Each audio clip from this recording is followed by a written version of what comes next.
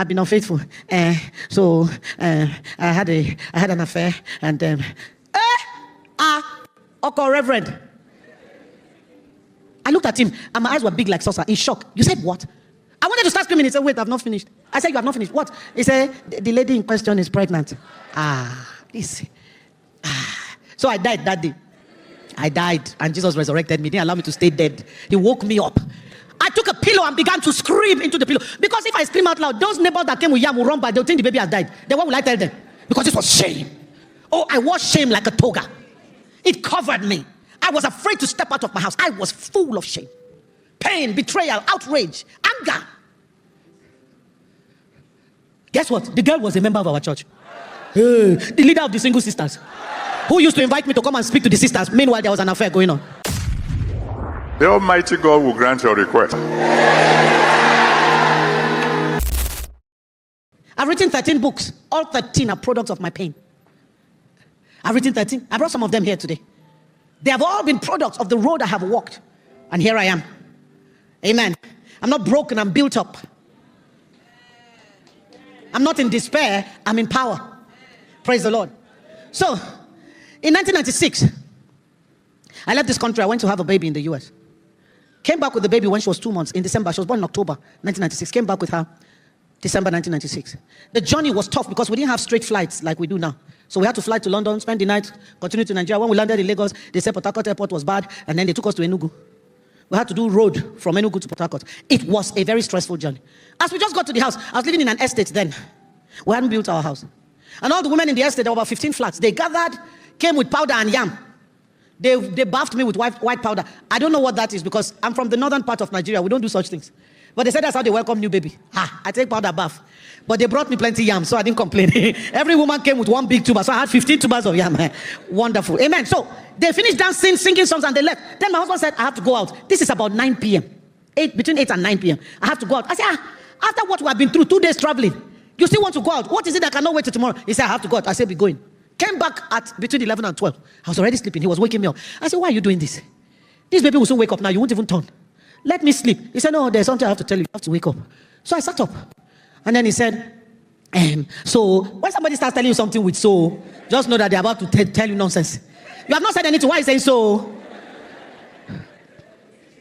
So I'm very sorry to tell you that I've been unfaithful. You know, one of the gifts that God gave to us to deal with trauma is denial. You enter into denial immediately to deal with the shock of what is coming so that you don't lose your mind. The only time denial becomes a problem is if after 5 days you are still in denial. You need a psychiatric doctor. He said, I've been unfaithful. I said, I'm unfaithful. How? The money I gave you to keep, you spent it. I did not give him any money, but that's what denial came and did for me. He said, no, I've been unfaithful. So I had an affair, and okay, Reverend. I looked at him, and my eyes were big like saucer, in shock. You said what? I wanted to start screaming. He said, wait, I've not finished. I said, you have not finished. What? He said, the lady in question is pregnant. So I died that day. I died, and Jesus resurrected me. He didn't allow me to stay dead. He woke me up. I took a pillow and began to scream into the pillow. Because if I scream out loud, those neighbors that came with yam will run by. They'll think the baby has died. Then what will I tell them? Because this was shame. Oh, I wore shame like a toga. It covered me. I was afraid to step out of my house. I was full of shame. Pain, betrayal, outrage, anger. Guess what? The girl was a member of our church. The leader of the single sisters, who used to invite me to come and speak to the sisters. Meanwhile, there was an affair going on. I packed my bags, so I was leaving. I can't do this. This is nonsense. Who the hell is he?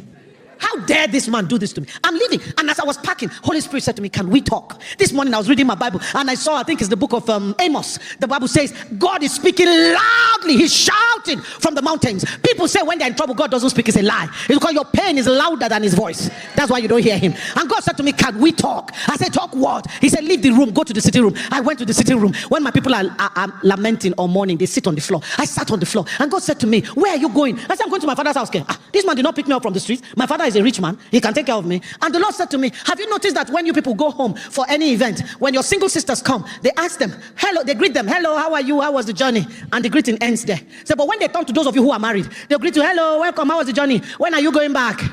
Why do they ask you when you are going back? Because the day you took the vow, you ceased to be a member of that family. God said to me, the day you took your vows, I removed your name from your father's lineage and I implanted it in your husband's lineage. So if I send an angel with a blessing for you, they're not going to look for you in your father's house. They'll look for you in your husband's house. And if you're not there, they'll return to sender. I said, who told me to marry?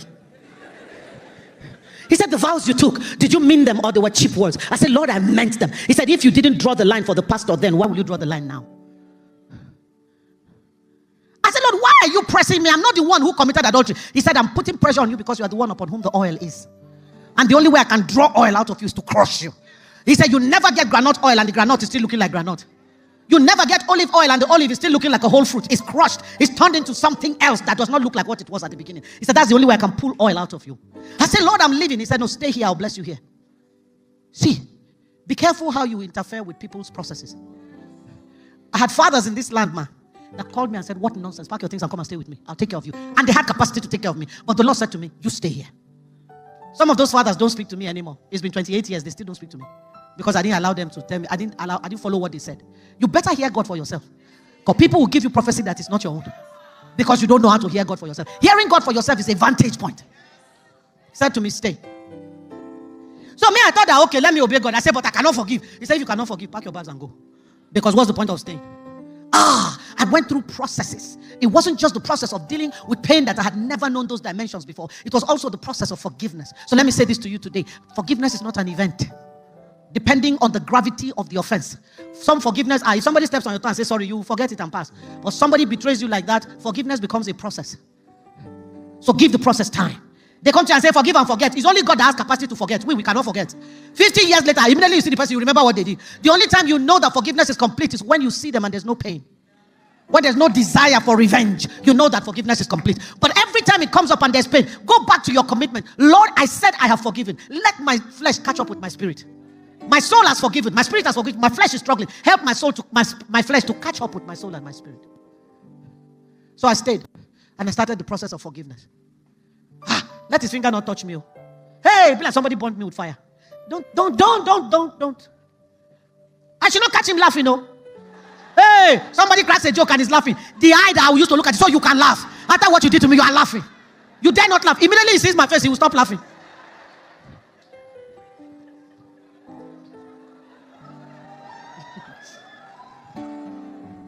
I was hiding. I couldn't go and minister anywhere. My time is up, but just forgive me to finish this.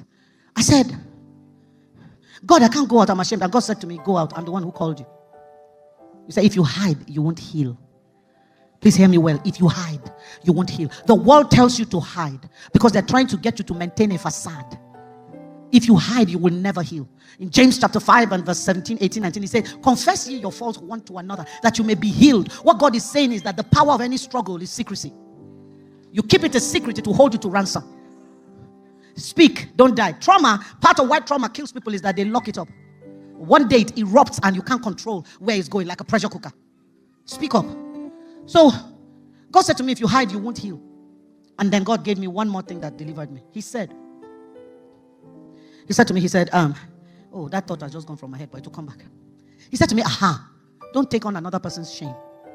You are not the one who committed adultery. The shame is not your own. It's the shame of the man and the woman who went beyond what a relationship should be between brethren in church. So it's not your shame. He said, everywhere you go to preach to women, tell them, don't carry another person's shame. Why does a man commit adultery and they shame the wife? Is it me that unzipped his trouser? Don't take on shame that is not yours. It's one of the things that is crippling women. Rather, let God take that pain. Let me tell you, man, once I stayed and God helped me through the process of forgiveness. Oh, let me finish this. One more thing. I thought that God would say, okay, you have tried, well done. He said to me, visit the girl. I said, Torikini. He said, this is me and you. The Holy Spirit does not look like the Holy Spirit sometimes. I said, Father, what is it? He said, go and visit the girl every Sunday. He said, go and buy her everything that a woman buys when she's having a baby. My dear people of God, let me tell you something. So I started doing it. One day, her own mother, the girl's mother, said to me, what kind of a woman are you? I said, let's not talk about that right now. Because if we're going to talk about the kind of woman I am, I will beat that thing out of your daughter's stomach. I will beat it out. I said, but I'm just obeying the Holy Spirit. Just going with the Holy Spirit. When the child was born, God said to me one more thing. I said, how about God? Do you want to kill me? He said, no, I want to use you.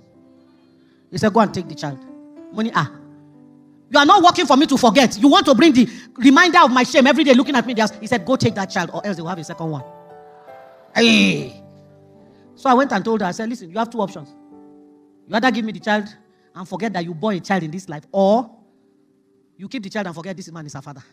She said, those are tough choices. I said, you should have thought of that when you were sleeping with somebody's husband. Now the man has begged his wife, she has forgiven him. You are left with the short end of the stick. Anybody that comes to marry you now, they'll call him, okay, she don't born for her house. You know. She gave me the child. That child met her mother when she was 20 years old. She met her mother at 20. She came to me. I said to her, the reason I'm asking you to either stay away or keep her, I don't want the child to grow up confused and in turmoil. Go to this home today, come back tomorrow. Go to two mothers and one father. Please, I don't want that confusion. Let her grow up normal. She gave me the child. But let me close with this. That child, among the 7 children, is the one that picked up my praying spirit. Oh, if she begins to pray, right now in church, she's in the prayer team. She's not in music. She's in the prayer squad. That child is the one that picked up my reading habit. She will read until you are angry.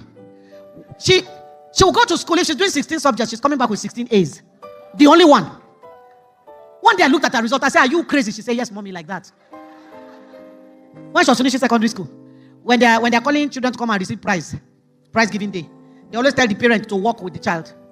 So on her own, I was the one there. The father couldn't make it. They called the first subject. It was my daughter. I got up and worked with my daughter. We collected. As we were going back, they called the second subject. It was my daughter. We came back. As we were going, they called the third subject. It was my daughter. The principal of the school said, madam, just stand here.